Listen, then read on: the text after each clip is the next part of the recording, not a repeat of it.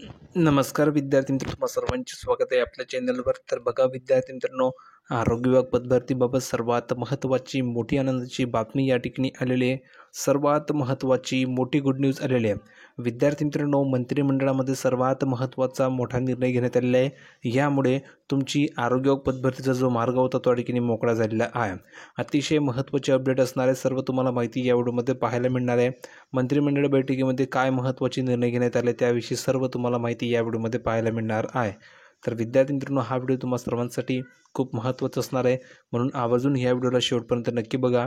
तुम्ही जर का व्हिडिओवर नवीन असल्यास पटापट सर्व विद्यार्थ्यांनी ह्या व्हिडिओला लाईक करून द्यायचे आहे, कारण तुम्हाला अंतर्भय मिळणार नाही.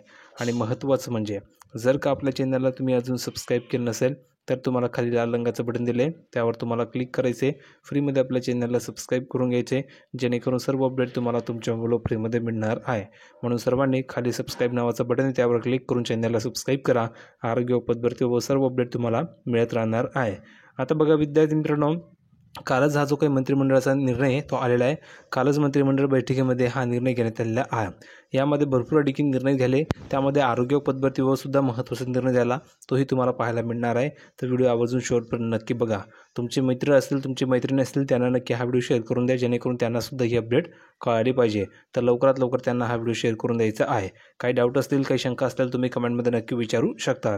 आता आपण पुढे जाऊया संपूर्ण माहिती पाहण्यासाठी.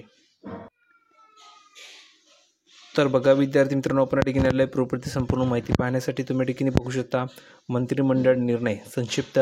तर दिनांक 4 नोव्हेंबर 2025 तुम्ही ठिकाणी बघू शकता. दिनांकही तुम्हाला दिलेली आहे, म्हणजेच लेटेस्ट अपडेट आहे, तुम्ही बघू शकता.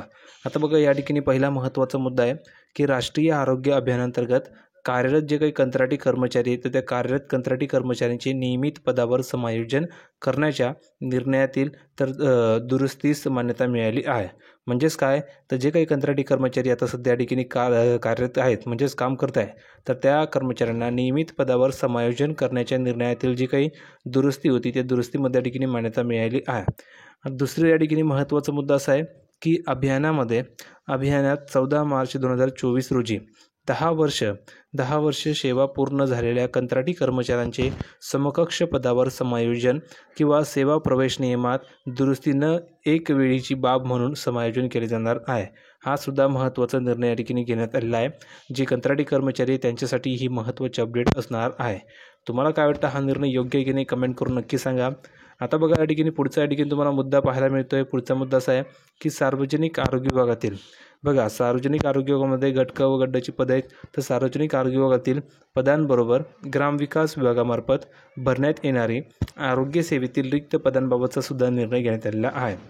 म्हणजेच काय विद्यार्थी मित्रांनो, तर आरोग्य विभागातील जे काही पदं आहे त्या पदांबरोबर ग्रामविकास विभागामार्फत जी काही पदं भरली जात असतात त्या पदंसुद्धा भरण्यात येणारी आरोग्य सेवेतील जे रिक्त पदे त्या रिक्त पदांचा सुद्धा देखील निर्णय घेण्यात आलेला आहे आणि त्यांनासुद्धा मान्यता मिळाली आहे. म्हणजेच तुमचा पदभरतीचा जो काही मार्ग होता तो या ठिकाणी मोकळा झालेला आहे. एक तर सार्वजनिक आरोग्य विभागातील आणि ग्रामविकास विभागांतर्गत जे काही आरोग्य सेवेची पदे असतात त्यांनासुद्धा ठिकाणी मान्यता मिळाली आहे. त्यामुळे ते पदसुद्धा आता भरले जाणार आहे. म्हणजेच काय, तर लवकरात लवकर याची या ठिकाणी संपूर्ण प्रोसेस कंप्लीट होऊन लवकरात लवकर ही पदभरती केली जाणार आहे. त्यासाठी अप्रूव्हल मिळालं आहे.